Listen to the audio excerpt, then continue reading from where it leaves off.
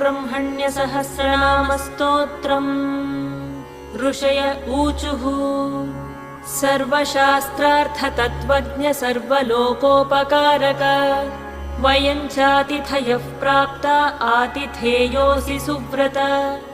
ज्ञानदानेन संसारसागरात्तारयस्व नः। कलौ कलुषचित्ताये नराः पापरताः सदा।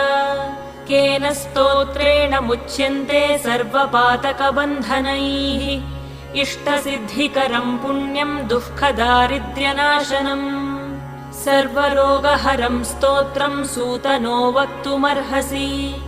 श्रीसूत उवाच।